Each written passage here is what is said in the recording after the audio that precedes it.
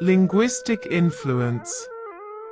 Scholars like Sheldon Pollock have used the term Sanskrit cosmopolis to describe the region and argued for millennium-long cultural exchanges without necessarily involving migration of peoples or colonization. Pollock's 2006 book The Language of the Gods in the World of Men makes a case for studying the region as comparable with Latin Europe and argues that the Sanskrit language was its unifying element. Scripts in Sanskrit discovered during the early centuries of the Common Era are the earliest known forms of writing to have extended all the way to Southeast Asia. Its gradual impact ultimately resulted in its widespread domain as a means of dialect, which evident in regions from Bangladesh to Cambodia, Malaysia and Thailand, and additionally a few of the larger Indonesian islands. In addition, alphabets from languages spoken in Burmese, Thai, Laos, and Cambodia are variations formed off of Indian ideals that have localized the language. The spread of Buddhism to Tibet allowed many Sanskrit texts to survive only in Tibetan translation in the Tanja. Buddhism was similarly introduced to China by Mahayanist missionaries, mostly through translations of Buddhist hybrid Sanskrit and classical Sanskrit texts, and many terms were transliterated directly and added to the Chinese vocabulary. In Southeast Asia, languages such as Thai and Lao contain many loan words from Sanskrit, as does Khmer to a lesser extent. For example, in Thai, Rava, the legendary emperor of Sri Lanka, is called Thosakanth, which is derived from his Sanskrit name Darkaha, having 10 necks. Many Sanskrit loanwords are also found in Austronesian languages, such as Javanese, particularly the old form from which nearly half the vocabulary is derived from the language. Other Austronesian languages, such as traditional Malay, modern Indonesian, also derive much of their vocabulary from Sanskrit, albeit to a less extent, with a large proportion of words being derived from Arabic. Similarly, Philippine languages such as Tagalog have many Sanskrit loanwords. A Sanskrit loanword encountered in many Southeast Asian languages is the word bha with macron, or spoken language, which is used to mean language in general.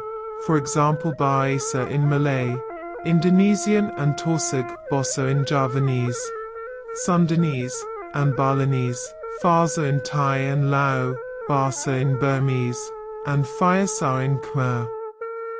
Literature. Scripts in Sanskrit discovered during the early centuries of the Common Era are the earliest known forms of writing to have extended all the way to Southeast Asia. Its gradual impact ultimately resulted in its widespread domain as a means of dialect, which evident in regions from Bangladesh to Cambodia, Malaysia and Thailand, and additionally a few of the larger Indonesian islands. In addition, alphabets from languages spoken in Burmese, Thai, Laos, and Cambodia are variations formed off of Indian ideals that have localized the language. The utilization of Sanskrit has been prevalent in all aspects of life, including legal purposes. Sanskrit terminology and vernacular appears in ancient courts to establish procedures that have been structured by Indian models, such as a system composed of a code of laws. The concept of legislation demonstrated through codes of law and organizations, particularly the idea of God-King, was embraced by numerous rulers of Southeast Asia.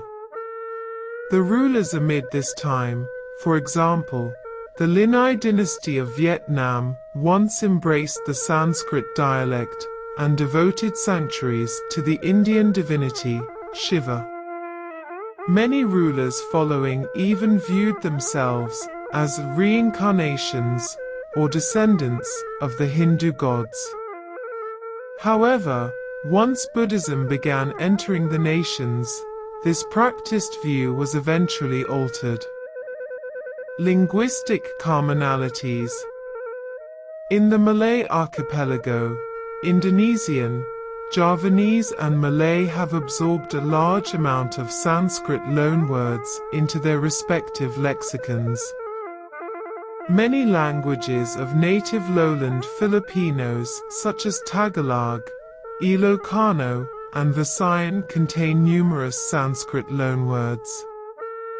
In mainland Southeast Asia, Thai, Lao, Burmese, and Khmer language have absorbed a significant amount of Sanskrit, as well as Pali words.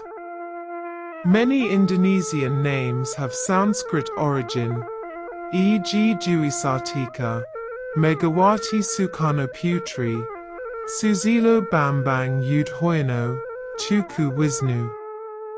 Southeast Asian languages are traditionally written with Indic alphabets and therefore have extra letters not pronounced in the local language, so that original Sanskrit spelling can be preserved.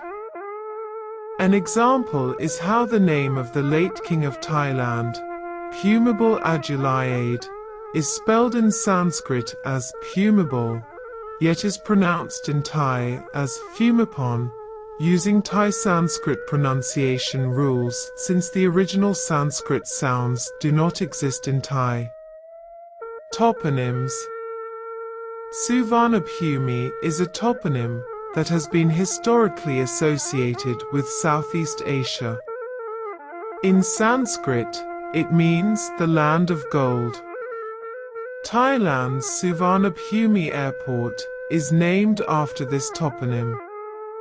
Several of Indonesian toponyms have Indian parallel or origin, such as Madura with Mathura, Serayu and Serayu River, Semeru with Sumeru Mountain, Kalinga from Kalinga Kingdom, and Yogyakarta from Ayodhya.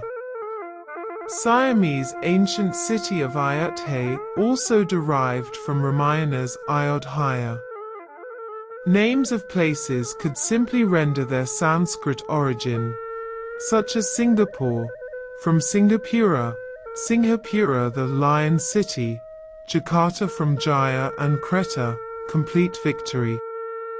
Some of the Indonesian regencies, such as Indragiri Hulu and Indragiri Hilir, derived from Indragiri River. Indragiri itself means Mountain of Indra. Some Thai toponyms also often have Indian parallels or Sanskrit origin, although the spellings are adapted to the Siamese tongue, such as Ratchaburi from Rajapuri, King's City, and Nakansai Thamrat from Nagara Sri Dharmaraja. The tendency to use Sanskrit for modern neologism also continued to modern day. In 1962, Indonesia changed the colonial name of New Guinean city of Hollandia to Jayapura, Glorious City, Orange Mountain Range, to Jayawijaya Mountains. Malaysia named their new government seat as Putrajaya, Prince of Glory, in 1999. The end.